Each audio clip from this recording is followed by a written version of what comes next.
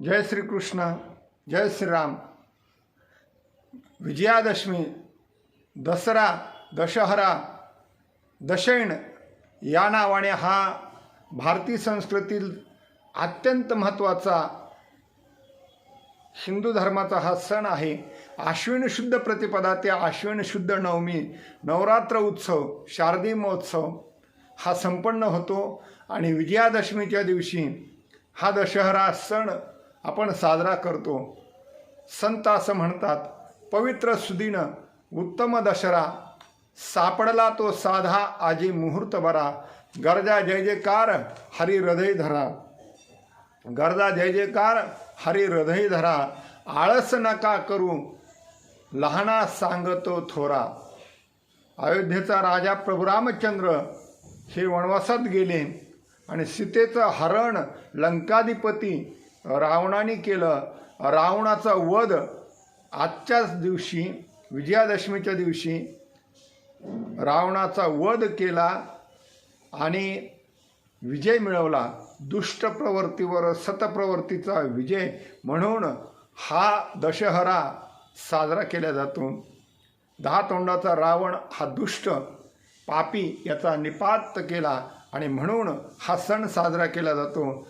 दुसरी आख्यायिका अशी आहे, चामुंडेश्वरी ज्याला कात्यायनी आपण देवी म्हणतो, त्या देवीनं अवतार धारण केला, ऋषींनी प्रार्थना केली आणि हा असुर उन्मत्त झालेला त्या असुराचा वध केला आणि मग तो चामुंडेश्वरीनं वध केल्यामुळे महिषासुराचा वध झाला आणि त्याच निमित्तानं दुष्ट प्रवृत्तीवर सत्प्रवृत्तीचा विजय म्हणून हा सण विजयादशमीचा साजरा केला जातो।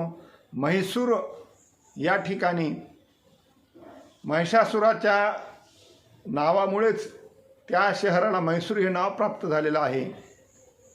याच पद्धतीनं अनेक आख्यायिका या दिवसाच्या निमित्तानं आहेत। 5 पांडव त्यांना 12 वर्षाचा वनवास आणि 1 वर्षाचा अज्ञातवास झालेला होता। त्या 12 वर्षाचा वनवास संपला आणि 1 वर्षाचा अज्ञातवास, या अज्ञातवासात जात असताना या 5 पांडवांनी विराट नगरीत प्रवेश करत असताना, मत्स्य देशात प्रवेश करत असताना एका शमीच्या झाडावर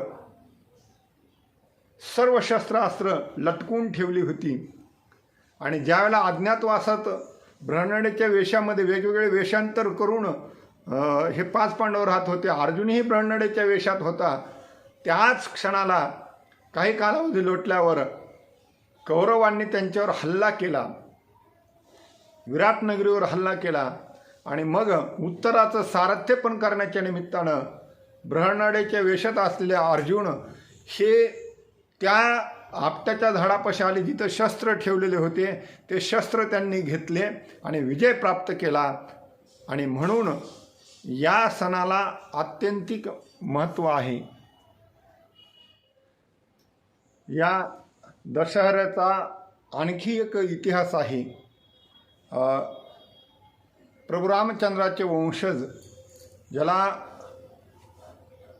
अयोध्या नरेश रघुराजा या संबंधानेही या सणाच्या निमित्ताने एक आख्यायिका आहे। वर्तंतू नावाचे गुरु यांच्याकडे एक कौत्स नावाचा शिष्य विद्या ग्रहण करण्यासाठी गेला। संपूर्णपणे त्याला विद्या अवगत झाली आणि गुरुनी दक्षिणाही मागितली नाही, पण हा म्हणतो, महाराज, गुरु महाराज, मी तुमच्यातून उत्तराई होण्यासाठी गुरुदक्षिणा काय द्यावी? तर वर्तंतूंनी कौत्साला सांगितलं, बाळा, तुला ज्ञान प्राप्त झालं, तुला ज्ञान ग्रहण झालं, हीच आमच्यासाठी मोठी गुरुदक्षिणा आहे। तरीही याने हट्ट धरला की महाराज, तुम्हाला मी कोणती गुरुदक्षिणा द्यावी ते सांगा। मग गुरूंनी सांगितलं, वर्तंतू ऋषी म्हणतात, बाळा, तू 14 विद्या शिकलास तर मला 14 कोटी सुवर्ण मोहरा दे। कौत्साला वाटलं हे सहज आहे, शिष्याने विचारच केला नाही, त्याला वाटलं सहज आहे, 14 कोटी सुवर्ण मुद्रा मी देऊ शकतो, पण त्याला ते अशक्य झालं, त्याला ते गणित जुळून येईना आणि शेवटी मग तो रघुराजाकडे गेला। पण रघुनी याच अगोदर विश्वजित नावाचा यज्ञ केला, सर्व संपत्ती याचकांना दान देऊन टाकली, एक पर्णकुटी केली आणि त्या पर्णकुटीमध्ये हा रघु नावाचा राजा राहत होता, व्रतस्थ असणारा राजा. आणि त्याच वेळेला याचक म्हणून हा कौत्स गेला. कौत्साने मागणी केली की मला 14 कोटी सुवर्णमुद्रा पाहिजेत, ते तुम्ही मला द्याव्यात.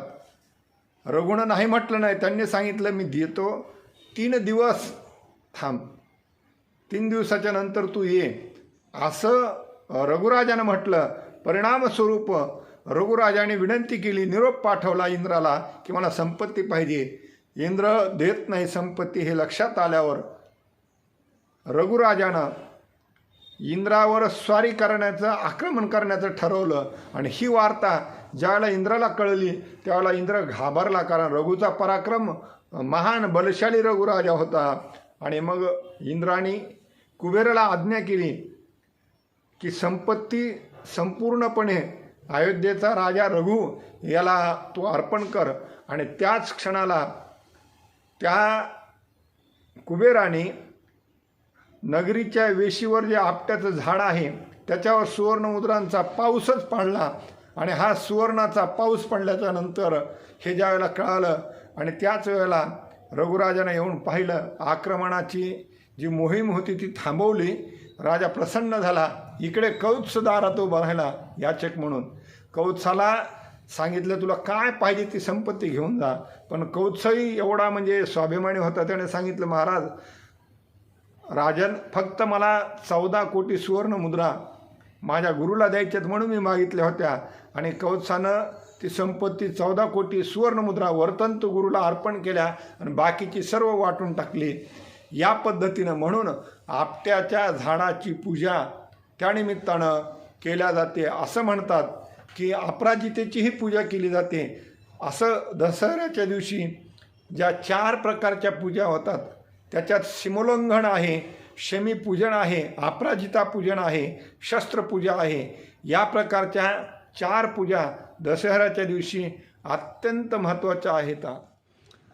दसऱ्याच्या दिवशी जे शमीपूजन केलं जातं तो असं म्हणतात, मंत्र आहे, शमी शमयते पापम शमी लोहत कंटका धारिण्य अर्जुन बाणानाम रामस्य प्रियवादिनी करिष्यमाण यात्रायाम यथा काल सुखम मया तत्र निर्विघ्नं कर्त्री तवम भव श्रीराम पूजिते.